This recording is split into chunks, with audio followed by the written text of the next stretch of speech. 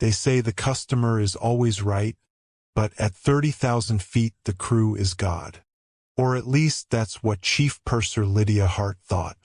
On a rainy Tuesday at Apex, she looked at the Monroe family. A black father in a hoodie, a mother in trainers, and 2 laughing kids, and decided they didn't belong in her first-class cabin. She pushed, she sneered, and she eventually forced them off the plane, thinking she was protecting the airline's image. She didn't know that her actions would haunt her severely. When Caleb Monroe stepped through the forward door with his 6-year-old son's hand clasped firmly in his own, he moved with the quiet confidence of someone accustomed to navigating spaces. His casual clothing, a simple gray sweater and dark jeans, standing in sharp contrast to the tailored suits and designer labels surrounding him. His wife, Maya, followed close behind, carrying their daughter who clutched a stuffed giraffe against her chest. They walked toward their assigned seats in row 2, Caleb's boarding pass clearly visible in his free hand. "Excuse me." The voice cut through the cabin's murmur like a blade. "Sir, I need you to stop right there." Lydia Hart emerged from the forward galley, her senior flight attendant uniform immaculate, her expression a practiced mixture of authority and thinly veiled suspicion. She was perhaps 50, with silver-streaked hair pulled back so tightly it seemed to stretch her features into permanent severity. Her name badge gleamed under the overhead lights as she positioned herself directly in Caleb's path, blocking access to the remaining rows. "Yes." Caleb's tone remained neutral, polite even, as he met her gaze steadily. "This is the first-class cabin." Lydia's words carried the weight of someone explaining something obvious to someone she'd already decided was incapable of understanding. "May I see your boarding passes?" "Of course." Caleb extended the documents without hesitation. His son looked up at him with confusion beginning to cloud his young features, sensing tension he couldn't yet name. Lydia took the passes, holding them at arm's length as though they might be contaminated. She studied them with exaggerated scrutiny, her lips pursing as she examined every detail. Other passengers had begun to notice the interaction, conversations dying as attention shifted toward the confrontation developing in the aisle. "These seats are 2A through 2D, Lydia said slowly, her tone suggesting she was speaking to someone with limited comprehension. "First-class seats. Premium fare." "That's correct," Caleb replied. "Those are our assigned seats." "And you purchased these tickets yourself?" The question hung in the air, its implications impossible to miss. Maya's hand tightened around their daughter's small body, her jaw clenching as she processed what was actually being asked. "Yes, I purchased them," Caleb said, his voice still level but something subtle shifting in his posture, a barely perceptible straightening of his spine. "Using what account?" "I'm sorry, what are you asking exactly?" Lydia's smile was sharp and utterly without warmth. "I'm asking how you obtained first-class tickets on this flight. We've had issues with fraudulent bookings, with people using stolen credit cards or claiming seats they're not entitled to. So I need to verify that these tickets are legitimate." "The computer system already verified them when we checked in," Maya interjected, her voice tight with controlled anger. "We've been through security, our boarding passes were scanned at the gate." "What exactly are you suggesting?" "I'm not suggesting anything, ma'am. I'm following protocol for suspicious bookings." Lydia turned her attention back to Caleb. "Do you have the credit card you used to purchase these tickets?" "The tickets were purchased through a corporate account," Caleb said. "I don't carry that particular card when I travel." "How convenient." A man in row 1, distinguished looking with silver hair and an expensive watch that caught the light, leaned forward with undisguised interest. Graham Whitlock had been sipping scotch and reading market reports, but this was proving far more entertaining than quarterly earnings. "Is there a problem?" Graham asked, his voice carrying the lazy amusement of someone watching a show put on for his benefit. "Just a verification issue," Lydia replied, her tone suggesting conspiracy confirmed rather than question asked. "Nothing for you to concern yourself with, Mr. Whitlock." The use of Graham's name was deliberate, a signal of recognition and status that stood in stark contrast to her treatment of Caleb. Graham settled back into his seat with a satisfied smirk, clearly enjoying the spectacle. "Daddy, why is she mad at us?" Caleb's son whispered, his voice small and confused. "She's not mad, buddy," Caleb said softly, squeezing his son's hand. "There's just some confusion we're going to clear up." "There's no confusion on my end," Lydia countered. "What I have is a family claiming first-class seats without proper verification, and company policy is very clear about how to handle such situations." "We have boarding passes issued by your airline," Maya said, her voice rising slightly despite her efforts at control. "What additional verification could you possibly need? Boarding passes can be faked. Systems can be compromised." Lydia's tone suggested she was being remarkably patient with people who were testing that patience. "I've been with this airline for 23 years, and I've seen every kind of scam there is. People try to sneak into first class all the time, hoping nobody will check, hoping they can just blend in until we're in the air." "We're not trying to sneak anywhere," Caleb said, his voice still remarkably calm. "We have legitimate tickets for these seats. If there's an actual issue with our booking, I'm happy to resolve it. But what I'm hearing sounds less like protocol and more like profiling."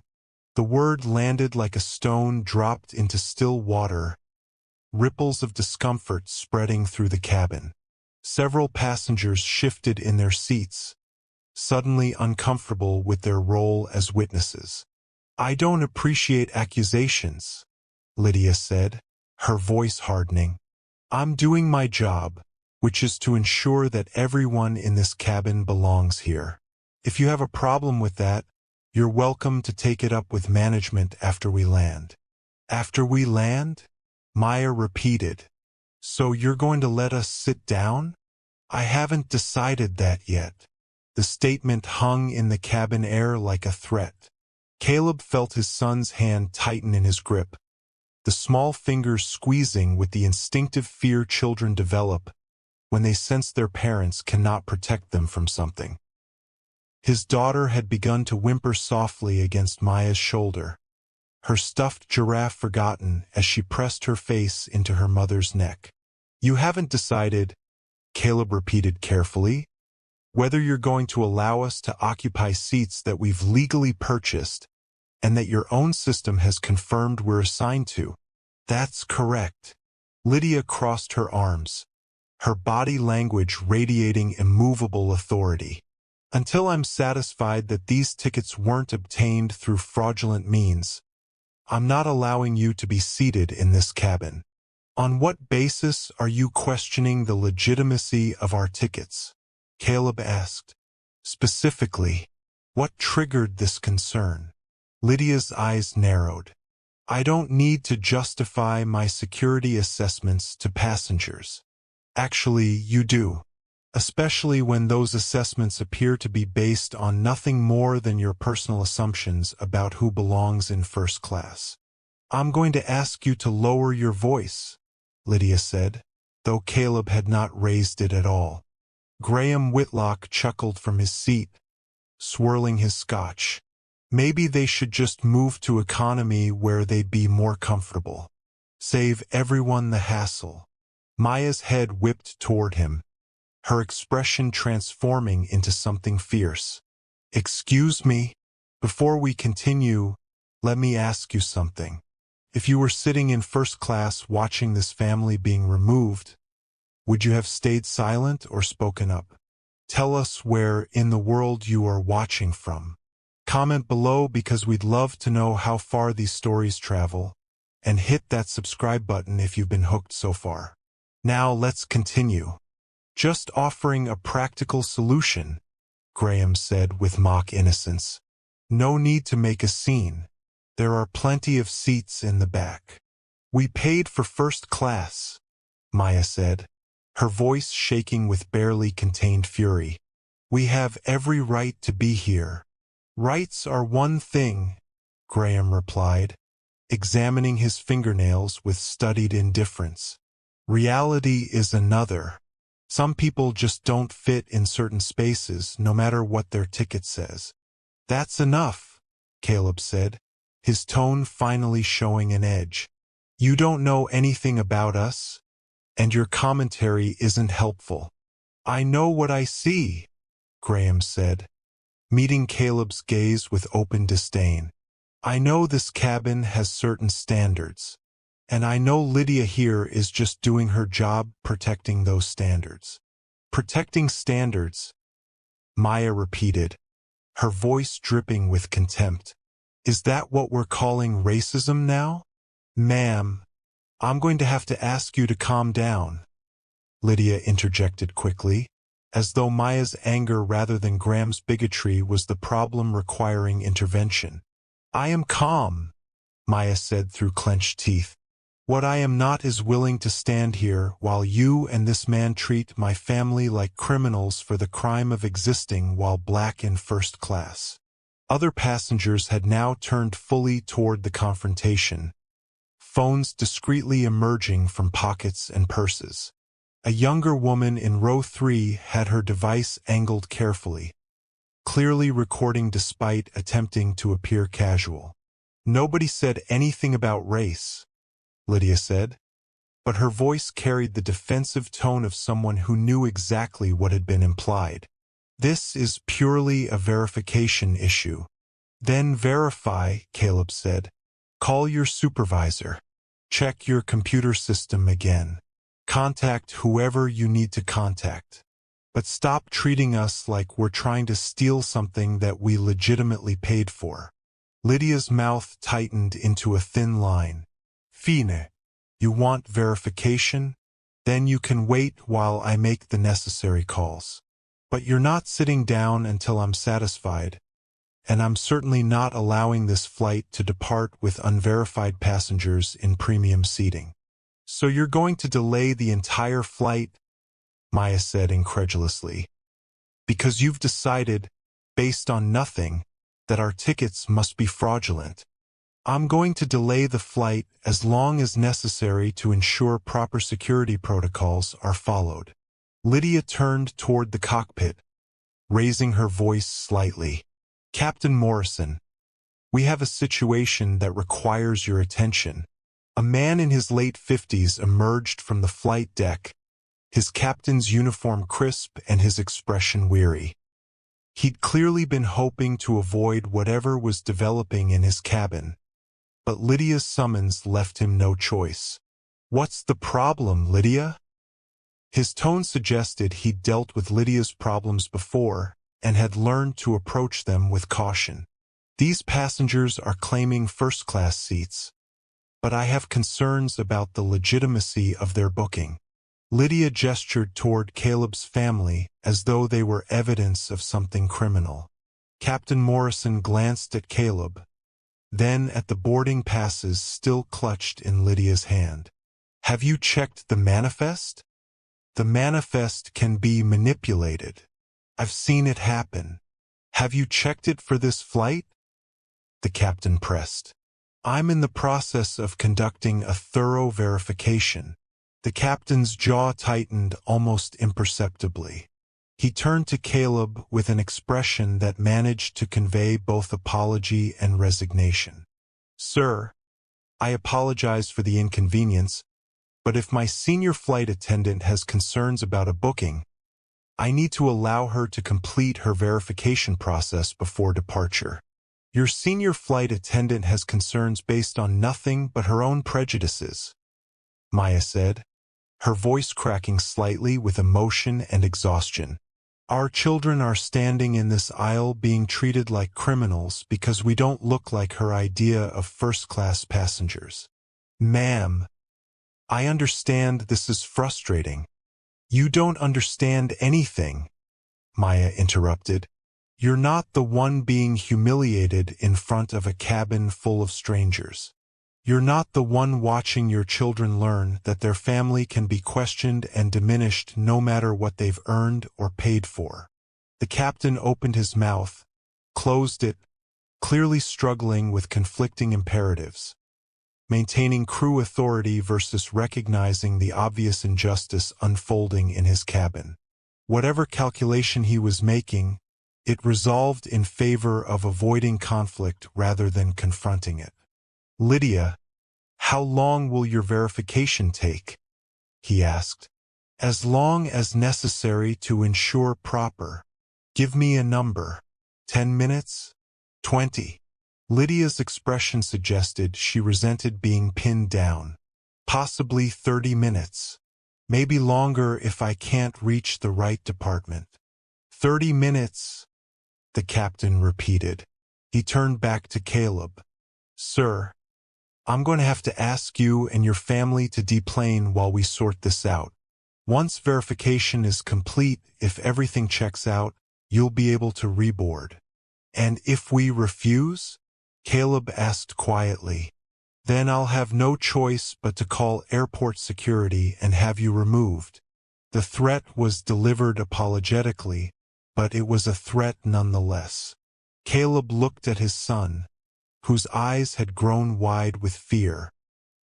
He looked at his daughter, who was crying softly now against Maya's shoulder. He looked at his wife, whose expression was a mixture of rage and despair and something that looked almost like betrayal that he wasn't fixing this, that his presence and his calm couldn't shield them from this degradation. Let's just follow instructions, Caleb said softly, though the words seemed to cost him something essential. We'll step off and let them do whatever they need to do. Maya stared at him as though he'd spoken in a foreign language. You're serious? You're actually going to let them? I'm not letting them do anything, Caleb interrupted gently. I'm choosing not to escalate a situation where our children are already frightened and where the people with institutional power have made clear they're willing to use it. So they just win? Maya's voice broke on the last word. Nobody's winning here. Caleb squeezed her hand briefly before turning back to Lydia and the captain. We'll deplane, but I want it noted that we are complying under protest, and that this entire situation is being documented. He gestured subtly toward the woman in row 3, whose phone was still recording. Lydia's face flushed when she noticed, but she said nothing. Noted, the captain said, relief evident in his voice. Once Lydia completes her checks, we'll get you back on board as quickly as possible. The walk back up the aisle was the longest journey Caleb had taken in years. Every eye in first class tracked their movement, some with sympathy, most with the careful neutrality of people grateful it wasn't happening to them. Graham Whitlock's smirk was visible in his peripheral vision. A few passengers had the decency to look uncomfortable, but none spoke up, none questioned what they were witnessing. Caleb's son walked beside him in silence, his small hand gripping his father's with desperate strength. The boy had stopped asking questions because he'd already learned the most important lesson of the evening, that sometimes adults couldn't explain what was happening because what was happening had no rational explanation. They stepped through the aircraft door onto the jet bridge, where the temperature dropped immediately, cold air seeping through gaps in the accordion-style connector. Snow visible through small windows reminded them that the world beyond this humiliation was equally hostile, equally indifferent to their dignity. I'll need you to wait here while I make my calls, Lydia said, her tone businesslike now, as though nothing unusual had occurred. Don't leave the jet bridge area. If you're not here when I'm ready to verify, you'll forfeit your seats entirely. We're not going anywhere, Caleb said. Lydia disappeared back into the aircraft, leaving them standing in the cold tunnel between the terminal and the plane. Through the windows, they could see other aircraft covered in snow, ground crews struggling against wind that bent them sideways. The storm was intensifying, and Caleb knew that every minute of delay increased the risk that this flight would be canceled entirely. Maya set their daughter down carefully, kneeling to look both children in the eyes. "Listen to me," she said, her voice thick with suppressed emotion. "What just happened in there was wrong. It was wrong and it was unfair, and you didn't do anything to deserve it. Do you understand?" Both children nodded, though their expressions suggested they understood very little except that their mother was upset and their father was somehow helpless to fix it. "Why did the lady yell at us?" their daughter asked, her voice small and confused. "Because sometimes people make judgments about others based on what they look like instead of who they really are," Maya said carefully. "And sometimes those people have power they shouldn't have. But Daddy always says if you follow the rules, people have to be fair," their son said, looking up at Caleb with something that might have been accusation. The statement pierced through Caleb's carefully maintained composure. He taught his son that preparation and documentation and following procedures would insulate him from the arbitrary cruelty of bias. He genuinely believed that in 2024, in first-class cabins and professional spaces, competence and legitimacy would speak louder than prejudice. Tonight was teaching different lessons. "I know what I said," Caleb replied quietly, crouching down to his son's eye level. "And I still believe that following rules matters. But sometimes the rules are applied differently to different people, and sometimes the people enforcing rules let their own biases get in the way of fairness." "So we didn't do anything wrong?" "You didn't do anything wrong. We didn't do anything wrong. That woman in there made assumptions about us that weren't true, and she used her authority to act on those assumptions." "That's not fair," his son said, as though fairness were a law of nature rather than an aspiration. "No," Caleb agreed. "It's not." They stood in silence for several minutes, listening to muffled sounds from the terminal and the aircraft. Caleb could hear Lydia's voice through the door, speaking on the phone with exaggerated formality, making a performance of her verification process. Maya paced the narrow confines of the jet bridge, her anger radiating off her in waves. "We should just leave," she said suddenly. "Get our luggage, find another flight, report this entire crew to every authority we can reach." "That's certainly an option," Caleb said. "But you don't want to do that." "I didn't say that. You didn't have to. I know that tone. That's your strategic patience tone. The one you use when you're thinking 3 moves ahead while everyone else is still reacting to the current situation."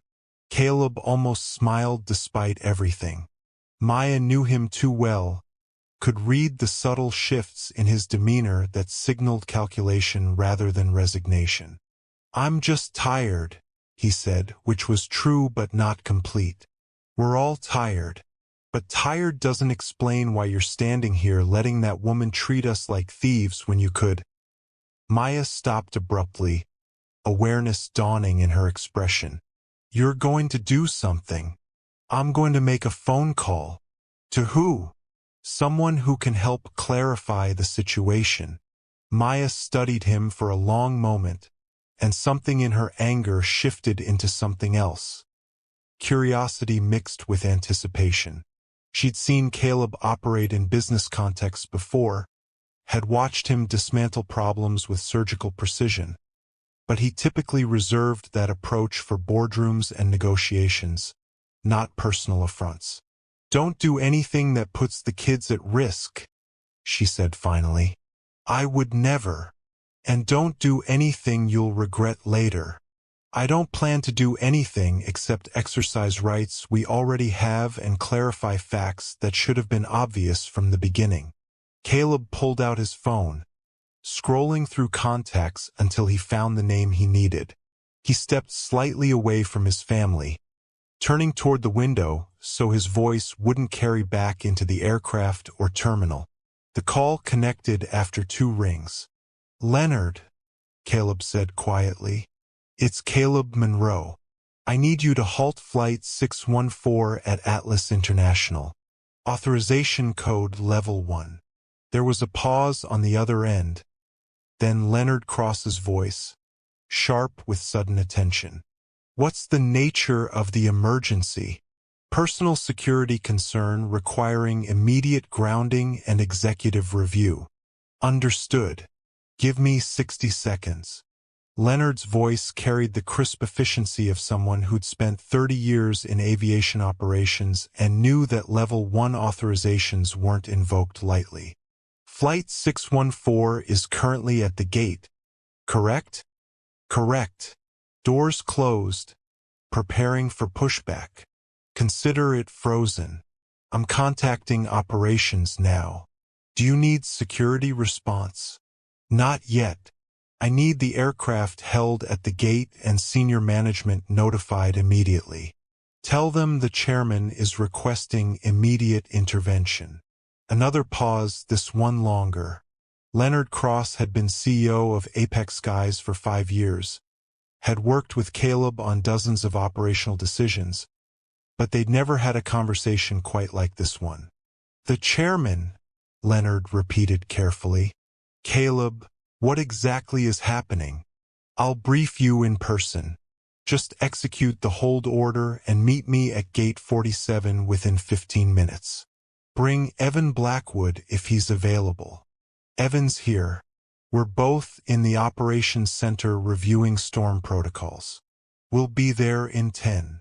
Thank you, Leonard. Caleb ended the call and slipped his phone back into his pocket. When he turned around, Maya was watching him with an expression he couldn't quite read, part relief, part apprehension, part something that looked like vindication. What did you just do? She asked. I made sure we wouldn't be leaving on that aircraft until this situation is properly addressed. By calling Leonard Cross, the CEO of Apex Skies. Yes. And telling him to ground the flight. Yes. Maya absorbed this information, glancing toward their children who were sitting on the floor now, their daughter playing with her stuffed giraffe while their son stared out at the snowy darkness beyond the windows. When she looked back at Caleb, her expression had shifted into something almost like sympathy. You really didn't want them to know, did you? She said softly. You wanted to just be a family flying home for the holidays. You wanted to not be the chairman, not be the founder, just be a regular passenger in seats you paid for. That was the idea. And she took that away from you, from us, from them. Caleb said nothing, but the tightness around his eyes spoke volumes. Inside the aircraft, something had changed. Through the small window in the door, Caleb could see increased activity. Crew members moving with sudden urgency, the captain emerging from the cockpit again, Lydia speaking rapidly into the phone with an expression that had shifted from smug authority to something approaching alarm. The jet bridge door opened suddenly, and a gate agent appeared, young and clearly uncomfortable. Mr. Monroe? I've been asked to escort you and your family to the executive lounge while the situation is being reviewed. By whom? Maya asked. Operations management. They're on their way now.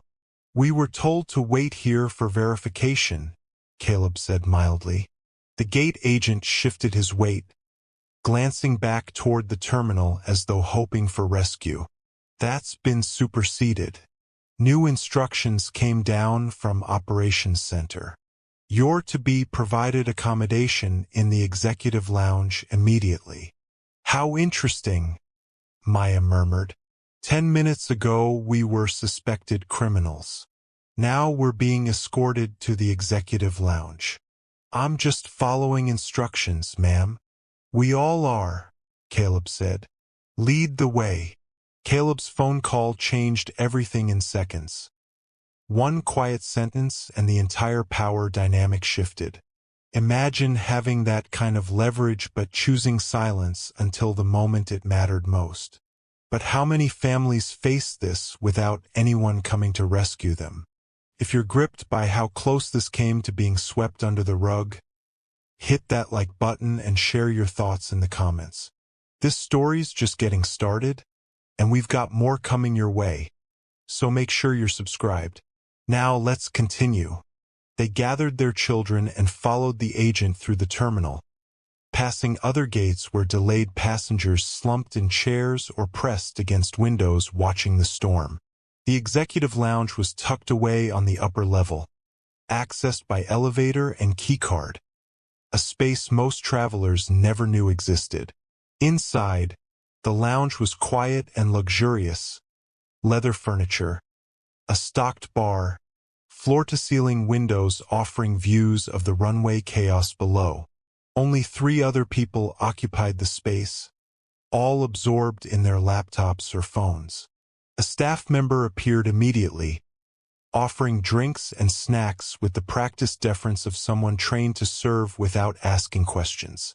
Caleb accepted water for the children and coffee for himself and Maya. They settled into a corner grouping of chairs where they could watch both the entrance and the windows. The children, resilient in the way only young ones can be, had already begun exploring the space with cautious curiosity. How long until they arrive? Maya asked quietly. Leonard said 10 minutes. That was about 5 minutes ago. And then what happens? Then we have a conversation about what occurred on that aircraft and what standards Apex Skies actually maintains for its operations. You're going to fire her. It wasn't a question, but Caleb answered anyway. That's not my decision alone to make. Leonard runs daily operations. But I'm going to make very clear what I witnessed and what I expect in terms of accountability. She doesn't know who you are. No. She's going to when they tell her. Yes.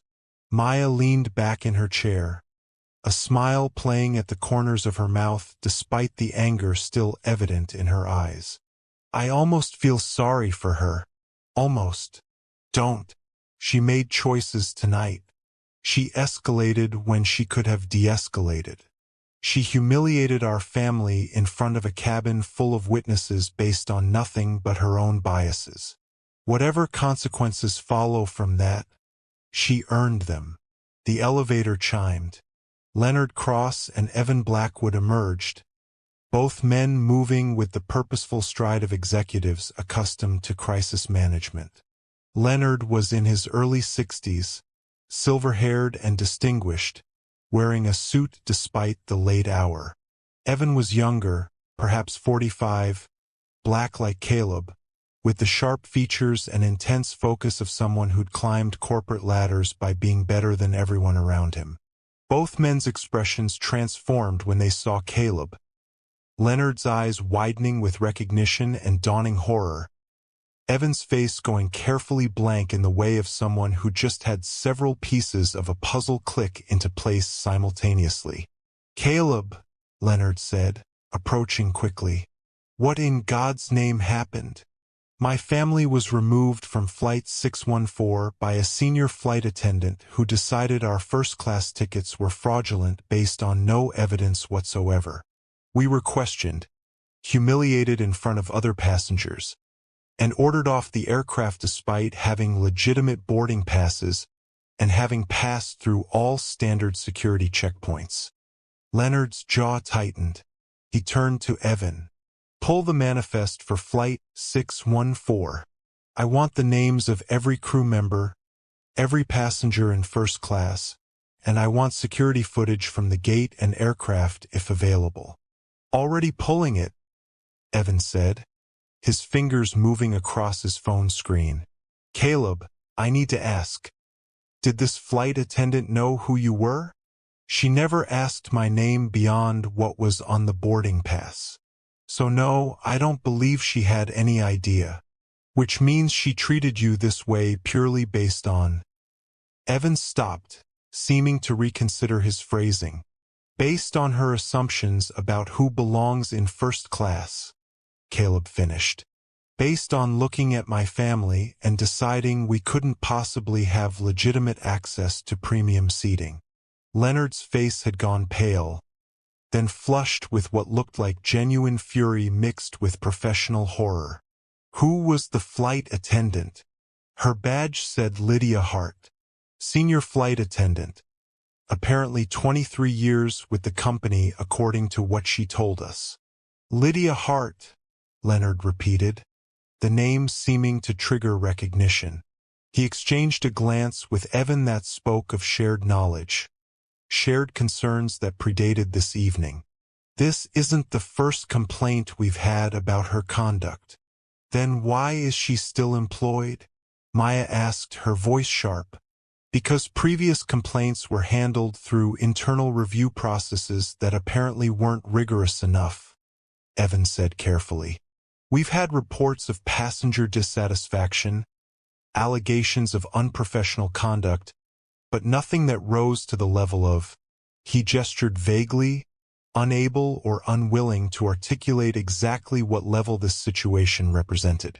Nothing that rose to the level of publicly humiliating the company's founder and majority shareholder, Caleb said flatly. Is that what you're struggling to say? That's not what I meant. But it's what you were thinking. And that's part of the problem, Evan. The concern here shouldn't be that she did this to me specifically. The concern should be that she did this at all to anyone, based on the criteria she used to make her assessment. Evan had the grace to look chastened. You're absolutely right. I apologize. That came out wrong. What matters now, Leonard interjected, is how we address this immediately and comprehensively. Caleb, I need to know exactly what you want to happen next. Caleb glanced at his children, who were watching the adults with the wary attention of kids, who'd learned tonight that the world was more complicated and less fair than they'd been told. His son met his eyes with an expression that seemed to ask whether his father was actually going to do something about the injustice they'd experienced, or whether the lesson being taught was that sometimes you just had to accept humiliation with quiet dignity. I want to go back to that aircraft, Caleb said. I want to address the crew and passengers directly. I want Lydia Hart to understand exactly who she removed from that plane and why her actions were unacceptable. And I want everyone who witnessed what happened to understand that this airline doesn't tolerate discrimination, even when the person being discriminated against doesn't immediately reveal their authority. You want to confront her publicly, Leonard said slowly. I want accountability to happen where the harm happened. In that cabin, in front of those witnesses, not behind closed doors in some HR office where it can be quietly managed and minimized. Leonard and Evan exchanged another glance, this one longer and more complex.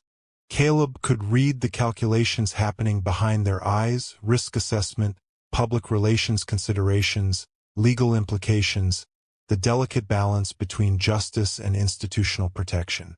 If we do this your way, Leonard said carefully, it needs to be documented, everything on record. No ambiguity about what was said or what actions were taken. I have no problem with documentation. In fact, I insist on it. And you understand that once we go back to that aircraft with you, once you identify yourself in that context, this story is going to spread. Passengers have phones. Social media exists. By tomorrow, this will be everywhere. Good, Maya said forcefully. Let it be everywhere. Let everyone know that this is what happens in first-class cabins on Apex Skies flights. Let them know that families can be removed and humiliated based on nothing but a flight attendant's prejudice.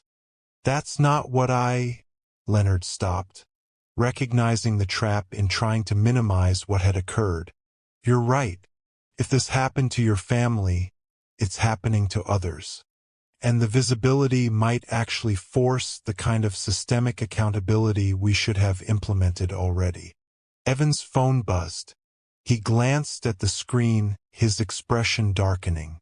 Flight 614 crew is asking why they're being held. Captain Morrison wants to know if there's a mechanical issue or if this is an operational decision. Tell him it's an operational decision requiring executive review, Leonard said.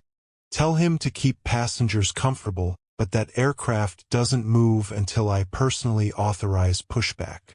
Lydia's going to panic, Evan observed. She's smart enough to know something major is happening if executive operations is getting involved.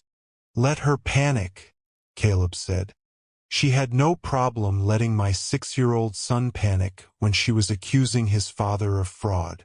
The statement landed heavily. Leonard's expression shifted into something harder, more resolved. All right, we do this your way. But Caleb, I need you to stay professional. No matter how justified your anger is, we need this handled in a way that doesn't create additional legal exposure. I'm always professional, Leonard. You know that. Ido. But I also know you're a father who just watched his children learn a very ugly lesson about how the world treats people who look like them. So I'm asking you, as someone who respects you enormously, to let the fury drive your resolve but not your words. Caleb nodded slowly. Understood. They moved as a group toward the elevator. Caleb, Maya, their children, Leonard, and Evan. The executive lounge staff watched them leave with the careful neutrality of people trained not to ask questions about what they witnessed. In the elevator, descending back toward the gate level, nobody spoke. The children held their parents' hands, sensing that something significant was about to happen even if they couldn't articulate what. Gate 47 was visible from the end of the concourse. The aircraft sat connected to the jet bridge, its engine silent, no movement visible through the small windows. A small crowd had gathered near the gate counter. Passengers from the flight, clearly frustrated by the unexplained delay, demanding answers from gate agents who had none to give. As Caleb's group approached, conversations died. People recognized Leonard and Evan from company communications, from their visible roles at the airport. The presence of senior executives meant something serious was happening, something beyond routine delays or mechanical issues. Evan approached the gate counter, speaking quietly to the senior agent. The woman's eyes widened, and she immediately began typing commands into her computer system. Moments later, the jet bridge door unlocked with an audible click. Passengers are getting restless in there, the gate agent said quietly. They've been sitting for 20 minutes with no explanation. Some are demanding to deplane. They'll have their explanation shortly, Leonard replied. But right now I need that aircraft sealed. Nobody on, nobody off except us. Yes, sir. Leonard turned to Caleb. Ready. Caleb looked down at his son, who was watching him with wide eyes and something that might have been hope. We'll be right back, he told his children. Stay here with the gate agent. Okay? Are you going to fix it? His son asked. Yes, Caleb said simply. I'm going to fix it. The three men walked down the jet bridge together, their footsteps echoing in the enclosed space. Through the windows, snow continued to fall, thick and relentless. The storm that had seemed like an inconvenience hours ago now felt appropriate, as though the weather itself was reflecting the turbulence about to unfold. They reached the aircraft door. Leonard paused with his hand on the handle. Last chance to do this differently. We could handle this through formal channels, keep it contained, address it professionally through HR and legal. Open the door, Leonard, Caleb said quietly. Leonard opened the door. The first-class cabin fell silent as the three men entered. Passengers who'd been complaining loudly went quiet, sensing immediately that whatever was happening was beyond standard operations. Captain Morrison emerged from the cockpit, his expression shifting from irritation to alarm when he saw who was boarding his aircraft. And Lydia Hart, who'd been speaking to a passenger in row 3, turned toward the door with an expression that transformed from annoyance to confusion to dawning horror as recognition set in. Caleb walked down the aisle with Leonard and Evan flanking him, moving with the controlled purpose of someone who knew exactly what needed to happen next. The cabin that had felt hostile and judgmental an hour ago now seemed smaller, more contained, its atmosphere thick with tension and unasked questions. "Ladies and gentlemen," Leonard announced, his voice carrying the practiced authority of someone accustomed to commanding attention. "I apologize for the delay this evening. I'm Leonard Cross, CEO of Apex Skies, and this is Evan Blackwood, our Vice President of Global Operations. We're here to address a serious incident that occurred on this aircraft prior to departure." Graham Whitlock straightened in his seat, his earlier smugness evaporating as he processed the presence of executive leadership. Other passengers shifted uncomfortably, some reaching for phones, others simply staring with the rapt attention of people who sensed they were about to witness something extraordinary. Lydia remained frozen near row 3, her face cycling through expressions: confusion, fear, defiance, calculation, as she tried to determine what was happening and how to position herself within it. "Before we proceed," Leonard continued, "I want to introduce someone many of you may not recognize, though his presence on this aircraft should have been unremarkable." He gestured toward Caleb. "This is Caleb Monroe, founder of Apex Skies, majority shareholder, chairman of the board, and the passenger who was removed from this cabin approximately 40 minutes ago based on accusations of fraud and ticket theft." The silence that followed was absolute. It was the silence of people reassessing everything they'd witnessed, everything they'd assumed, every choice they'd made about whether to intervene or remain passive observers to injustice. Lydia's face drained of color so completely she looked like she might faint. Her mouth opened, closed, opened again, but no sound emerged.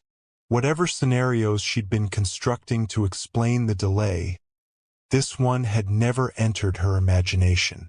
"Mr. Monroe," Leonard said formally, "would you like to address the cabin?" Caleb stepped forward slightly, his gaze sweeping across the passengers before settling on Lydia. When he spoke, his voice was quiet, but it carried to every corner of the cabin with perfect clarity. "An hour ago, my family boarded this aircraft with legitimate first-class tickets purchased through our company account. We had completed all standard check-in procedures. Our boarding passes had been scanned and verified at the gate. We approached our assigned seats in row 2 with every expectation of a routine flight home."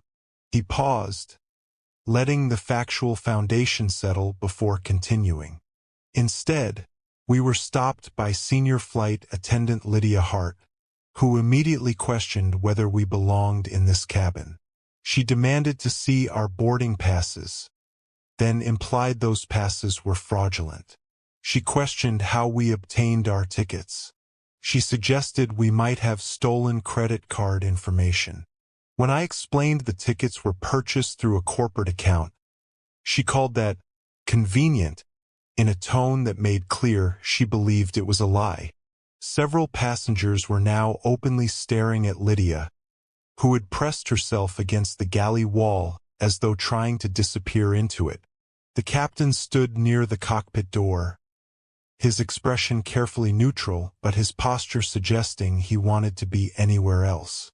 My wife asked what additional verification could possibly be needed beyond the boarding passes your own airline issued and your own system confirmed, Caleb continued. Ms. Hart responded that boarding passes can be faked, that systems can be compromised, and that she'd seen every kind of scam there is in her 23 years with this company. She said people try to sneak into first class all the time, hoping nobody will check. The woman in row 3, who'd been recording earlier, had her phone out again, capturing everything. Others were following suit, documenting what was rapidly becoming an extraordinary moment in airline history. At no point, Caleb said, his voice hardening slightly, did Ms. Hart offer any specific evidence of fraud. At no point did she cite any actual policy violation. She simply looked at my family and decided we couldn't possibly belong here. And when I suggested her actions appeared to be based on profiling rather than procedure, she became more aggressive rather than less. That's not. Lydia finally found her voice, though it came out as a whisper. That's not what happened. I was following security protocols. Which protocols? Evan interjected, his tone sharp. Cite them specifically. What security protocols authorize questioning passengers who've cleared all checkpoints and whose tickets are verified in our system? Lydia's mouth worked silently. I have discretion to verify suspicious bookings. Define suspicious, Evan pressed. What about their booking triggered your concern? The fact that it was purchased weeks in advance? The fact that it was through a corporate account we've done business with for 15 years? The fact that every system check confirmed their legitimacy? Or was it something else entirely? The implication hung in the air like smoke. Lydia seemed to recognize the trap closing around her, the impossibility of articulating her actual reasoning without exposing its discriminatory foundation. I made a judgment call, she said finally, her voice defensive. I've made thousands of judgment calls over 2 decades. Sometimes they're wrong, but that doesn't mean. It doesn't mean what? Maya's voice cut through from the jet bridge door, where she'd apparently decided she wasn't staying in the terminal after all. She walked down the aisle with controlled fury, her presence transforming the dynamic yet again. It doesn't mean you're racist? It doesn't mean you profiled my family? It doesn't mean you taught my children that their dignity depends on whether some stranger decides they look legitimate enough. Ma'am, I never said anything about race. You didn't have to say it. You made it clear through every action, every assumption, every dismissive response to our documentation. Maya stopped directly in front of Lydia, and though she was several inches shorter than the flight attendant, somehow she seemed larger. You looked at my black family in casual clothes and decided we were criminals. You questioned credentials you never would have questioned from him. She pointed at Graham Whitlock, who suddenly became very interested in the contents of his drink. Justice is happening right there in that cabin, in front of everyone who watched it unfold. Imagine being one of those passengers who stayed silent earlier, now witnessing real consequences in real time. But how many incidents like this never get addressed because the victim doesn't have Caleb's power? If this story opened your eyes to what happens in spaces you thought were fair, hit that like button and share your thoughts in the comments. We're almost at the end, and trust me, you'll want to see how this transforms everything, so make sure you're subscribed. Now let's continue. I would have questioned anyone with what? With legitimate tickets? With confirmed reservations? With valid identification? Maya's voice rose despite her obvious efforts to control it. Tell me exactly what we had that justified your suspicion. And be very careful about your answer because a lot of people are recording this conversation. Lydia glanced around the cabin, seeming to fully register for the first time how many phones were pointed in her direction. Her expression shifted into something approaching panic. "Captain Morrison," Leonard said, turning toward the cockpit. "Were you aware of the specific circumstances that led to the Monroe family's removal from this aircraft?" The captain cleared his throat uncomfortably. "Ms. Hart informed me she had concerns about booking legitimacy. She said she needed time to verify. Did you review the manifest yourself?" No. "I trusted my senior flight attendant's judgment. Even though the passengers had already cleared multiple security checkpoints, even though their boarding passes were scanned at your gate, I rely on my crew to flag issues. That's standard protocol." "No," Evans said sharply. "Standard protocol is to verify actual evidence before removing passengers from an aircraft. Standard protocol is to check system confirmations before assuming fraud. What happened here wasn't protocol. It was abdication of responsibility." The captain's face reddened, but he said nothing.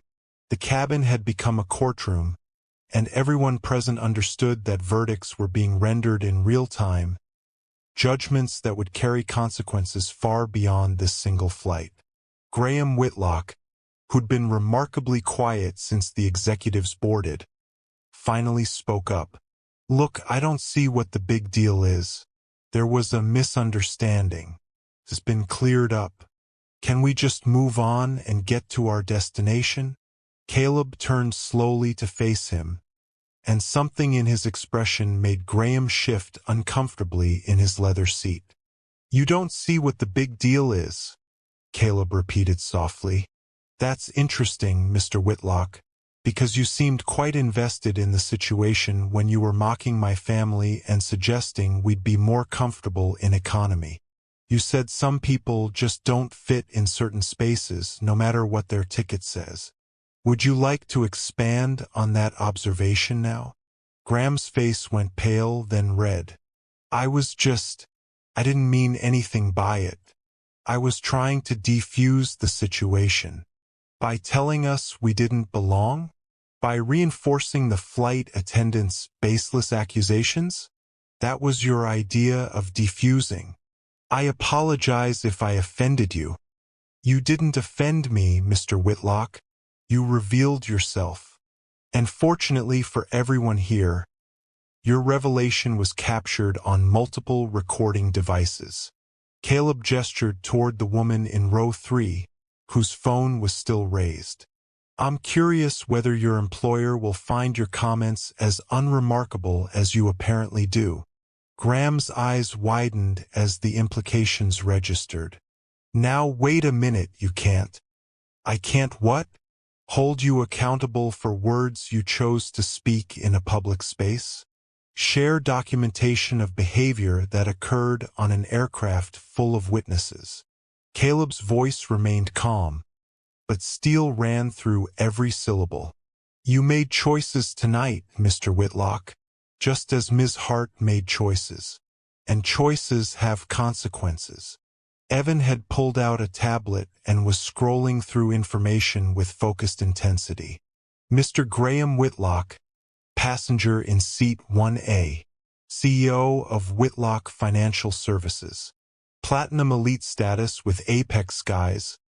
Logged over 200,000 miles with us in the past 3 years." "That's correct," Graham said, seemingly relieved that his status was being acknowledged. "Which makes your behavior this evening even more troubling," Evan continued. "You're not just any passenger. You're someone who flies with us constantly, who represents our brand in business circles, who other travelers see as an example of our premium customer base. And tonight, you used that position to mock and demean a family being subjected to discriminatory treatment." "I have rights," Graham protested. "Freedom of speech doesn't protect you from consequences." Leonard interjected. You absolutely have the right to express your views. And we have the right to determine that those views are incompatible with the standards we expect from passengers in our premium cabins. Graham's confidence crumbled visibly. You're going to ban me? Over some comments. Over harassment of fellow passengers during a discriminatory incident, Evan corrected. Your comments weren't made in isolation. They were made in support of staff misconduct, and they contributed to a hostile environment for the Monroe family. This is ridiculous. I spend hundreds of thousands of dollars with this airline, and we're grateful for your business, Leonard said, but not grateful enough to overlook behavior that violates our passenger conduct policies. You're being removed from this flight, Mr. Whitlock, and your status with Apex Skies is being suspended pending a full review of this incident. The cabin erupted in murmurs. Several passengers looked satisfied, others shocked, but nobody spoke in Graham's defense. He stared around wildly, seeking support that wasn't coming. You can't do this, he said, his voice rising. I'll sue. I'll take this to every news outlet. Please do, Caleb said quietly. I welcome the publicity.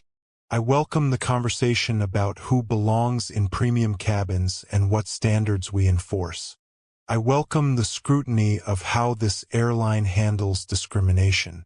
Share it everywhere, Mr. Whitlock. Let's see how that works out for you. The threat was delivered so calmly it took Graham a moment to process its implications. When understanding finally dawned that any public fight would require explaining his own comments, that video evidence existed, that he'd be positioning himself as the victim while arguing for the right to mock people being profiled, his face went through another series of color changes. I'll leave quietly, he muttered.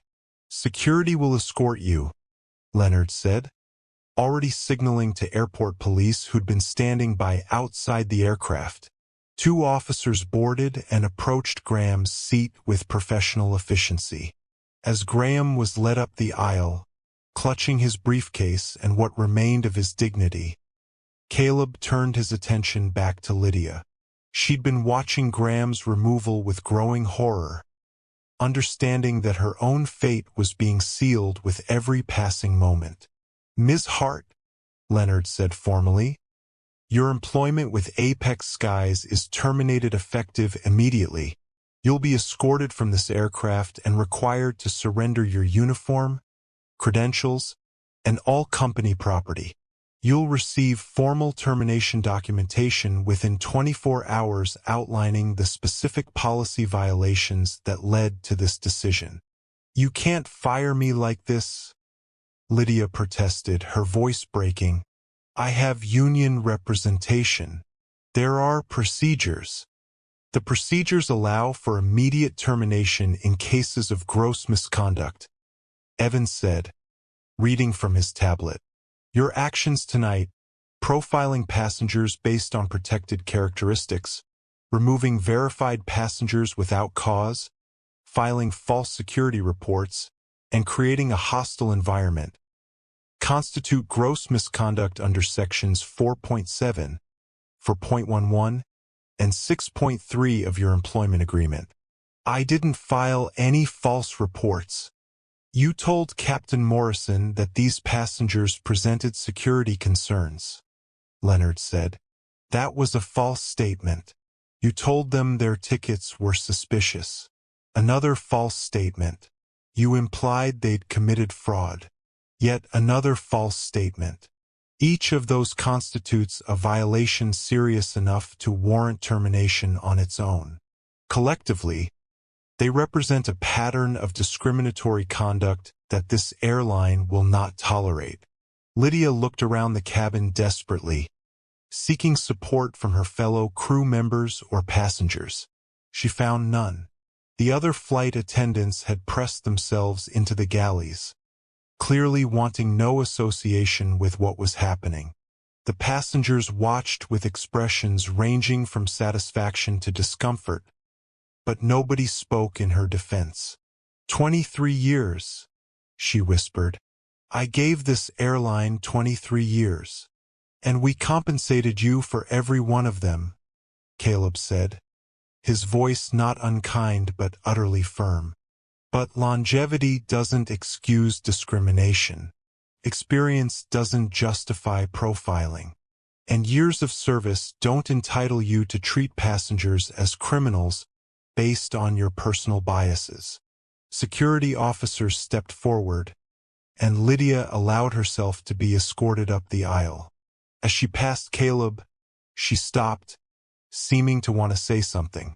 Her mouth opened, and for a moment it looked like she might apologize or offer some explanation. Instead, she simply shook her head and continued walking, her career ending where her prejudice had been exposed. The cabin remained silent for several seconds after Lydia disappeared through the door. Then Leonard spoke again, addressing the remaining passengers. I want to be very clear about what just occurred here, he said. This wasn't about who Mr. Monroe is within this company. This was about how any passenger, regardless of their identity, regardless of their position, should be treated when they present legitimate credentials and follow all proper procedures. What happened to the Monroe family tonight should never happen to anyone, and the fact that it did represents a failure of our systems and our training. He paused, making eye contact with various passengers throughout the cabin. Every person on this aircraft will receive a full refund for tonight's flight, Leonard continued. Additionally, we're providing travel vouchers equivalent to the cost of your ticket, and we're implementing immediate retraining for all customer-facing staff. But more importantly, we're committing to systemic changes that address the underlying issues that allowed tonight's incident to occur.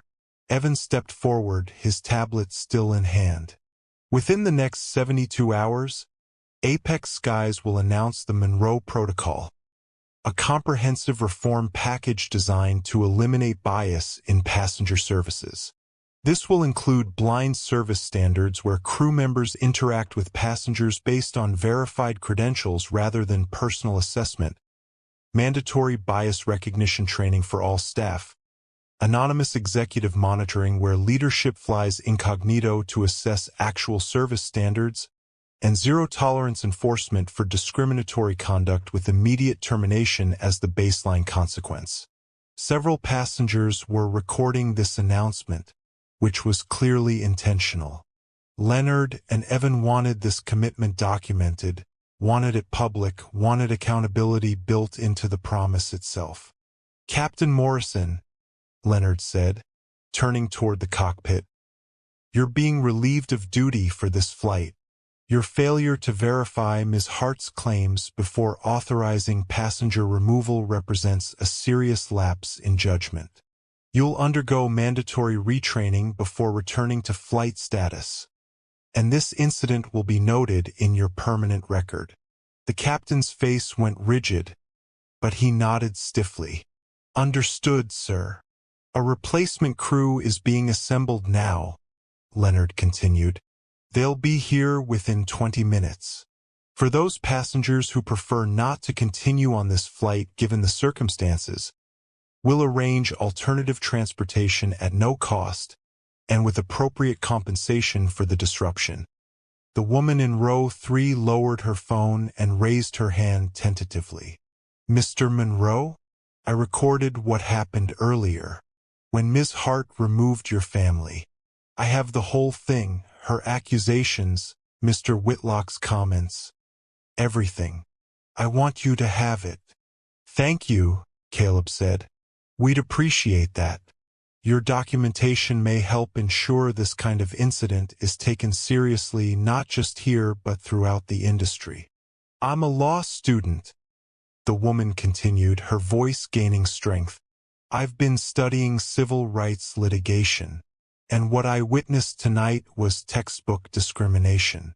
I'm willing to testify if it comes to that, willing to provide my recording to any investigation, willing to do whatever helps make sure this doesn't happen to other families. As am I, said a man across the aisle. I saw everything. I'm ashamed to say I didn't speak up in the moment, but I want to be part of making this right.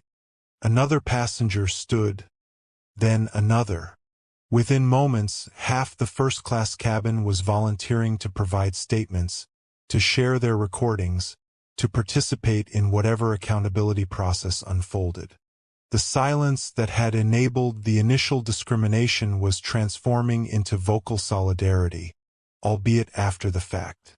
Caleb felt something tight in his chest begin to loosen. The injustice had occurred, the damage had been done to his family, but at least witnesses were acknowledging what they'd seen rather than pretending it hadn't happened or didn't matter. We'll be in touch with anyone willing to provide statements, Evan said, already making notes on his tablet. Your contact information will be collected by our customer service team, and we'll coordinate with our legal department to ensure your cooperation is properly documented. Leonard gestured toward the door. Mr. Monroe, if you'd like to retrieve your family, we'll ensure you're properly accommodated for the remainder of this journey, whether that's on this flight or an alternative of your choosing. Caleb glanced at Maya, who'd remained near the back of the cabin during the confrontations. She met his eyes, and something passed between them. A question and an answer, a negotiation conducted entirely in silence. We'll stay on this flight, Caleb said. With the new crew, I want my children to see that justice is possible, that systems can correct themselves, that standing up to wrong makes a difference. Leonard nodded with evident relief. Then let's get your family resettled properly. They walked back up the aisle together, passing the remaining first-class passengers whose expressions had transformed from judgment to respect to something approaching shame. The cabin that had felt hostile an hour ago now felt almost apologetic, the atmosphere heavy with collective recognition of complicity and missed opportunities for intervention. In the jet bridge, Caleb's children waited with a gate agent, their faces lighting up when they saw their parents emerge. His son ran forward immediately, wrapping his arms around Caleb's legs. "Did you fix it, Daddy?" he asked, his voice muffled against Caleb's jeans. "Yes," Caleb said, lifting his son into his arms. "We fixed it. What happened to the mean lady? She doesn't work for the airline anymore. And the man who said those unkind things isn't flying with us either." "Good," his daughter declared with the absolute certainty of the very young. "They were being unfair." "They were," Maya agreed, taking her daughter's hand. "But now we're going to finish our trip home, and things are going to be different." The replacement crew boarded 20 minutes later. A seasoned captain with 3 decades of experience and a lead flight attendant who'd been personally briefed by Leonard about the situation. They greeted the Monroe family with genuine respect, asking about comfort needs and preferences without any hint of the suspicion that had poisoned the earlier interaction. As the aircraft finally pushed back from the gate, nearly 2 hours behind schedule, Caleb sat in seat 2A, the seat he'd been assigned from the beginning, the seat he'd paid for and had every right to occupy. His son sat beside him, pressing his face against the window to watch the snow-covered runway, his trauma from earlier already beginning to fade with the resilience children possessed. Maya leaned across the aisle, speaking quietly. "Are you okay?" "I'm tired," Caleb admitted. "I'm angry that it happened at all. I'm frustrated that it took revealing my position to get justice. But I'm glad we didn't just walk away." "Me too, though I'm still processing the fact that you just fired someone and banned a passenger all in about 10 minutes. A slight smile touched Caleb's lips. "I didn't fire anyone. Leonard did.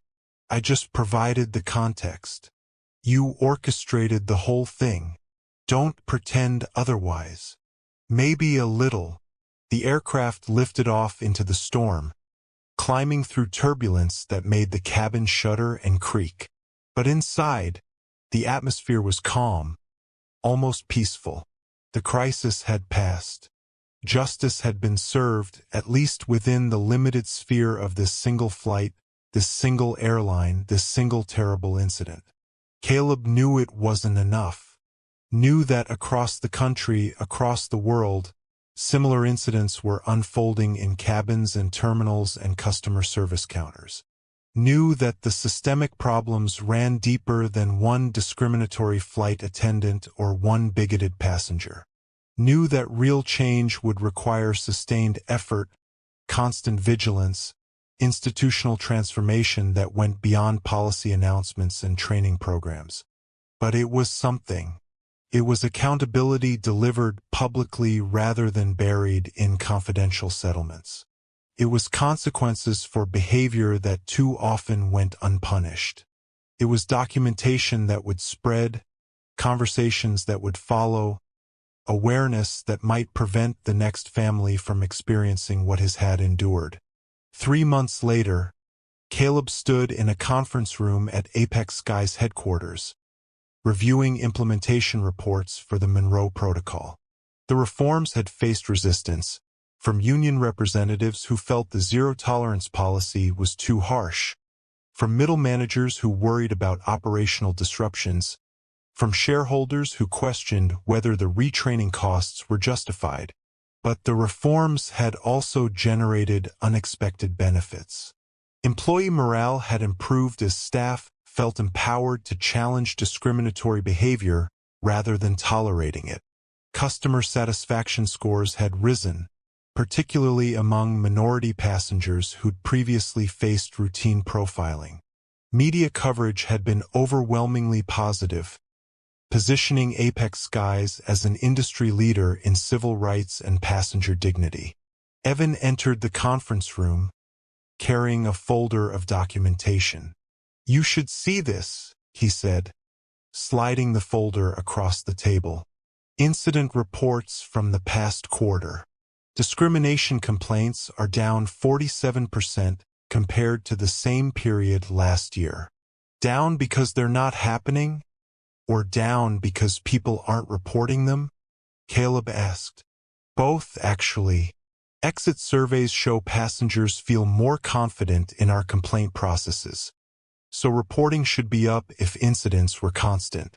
The decrease suggests actual behavioral change among staff.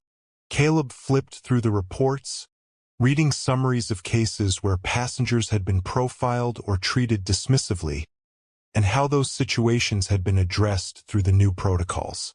Immédiate supervisor intervention. Documentation requirements. Follow up with affected passengers. Consequences for staff who couldn't adjust their biases. "It's working," Evan said. "Not perfectly, not universally, but it's making a measurable difference." "Good," Caleb replied. "Because if it wasn't, we'd need to figure out what would." That evening, Caleb flew home on a routine commercial flight, economy class, window seat in row 23, dressed in jeans and a university sweatshirt. He checked in at a kiosk, passed through security with other travelers, bought overpriced coffee at a terminal cafe. He was anonymous, unremarkable, just another passenger in a system that had changed because he'd refused to accept that humiliation should be the price of traveling while black. The flight attendants were professional and courteous to every passenger, including him. No suspicion, no profiling, no assumptions about who belonged where. When an elderly white man in the row ahead struggled with his luggage, the attendant helped without hesitation. When a young Latina woman asked about connecting flight information, she received clear answers and genuine assistance. It was, Caleb thought, exactly how air travel should always work. Nothing extraordinary, just basic human dignity distributed equally. As the aircraft descended toward home, Caleb looked out at the city lights spreading below. Somewhere down there, his family waited. His son, who'd learned that standing up to injustice mattered. His daughter, who'd seen that wrong could be made right. Maya, who'd refused to accept quiet acceptance as the only response to discrimination. They'd all been changed by that December night, by the confrontation that should never have happened, by the justice that almost hadn't come. But they'd also learned something essential, that power could be used to protect rather than harm, that systems could be reformed rather than simply endured, that speaking truth could reshape reality. The landing was smooth. The passengers deplaned efficiently. Caleb walked through the terminal, passing gate counters where staff treated every passenger with respect, where boarding passes were scanned without suspicion, where first class and economy both meant dignity. It wasn't a revolution. It was incremental progress, fragile and requiring constant maintenance. But it was real. And sometimes, Caleb had learned, real change began with one family refusing to accept humiliation, one executive choosing accountability over reputation management, one terrible incident transformed into a catalyst for something better. He stepped out into the night air, where Maya and the kids waited by the pickup curb. His son saw him first and came running, shouting about a school project and a lost tooth, and a dozen other urgent updates that had accumulated during the brief separation. Caleb lifted him up, feeling the weight and warmth of his child, and smiled. This was why it mattered. This was what made the confrontation worthwhile. Not revenge or vindication, but the simple fact that his children would grow up in a world slightly more just than the one that had existed before, where their dignity was protected not by their father's position but by systems that actually meant what they claimed about equality. It was enough. For tonight, it was enough.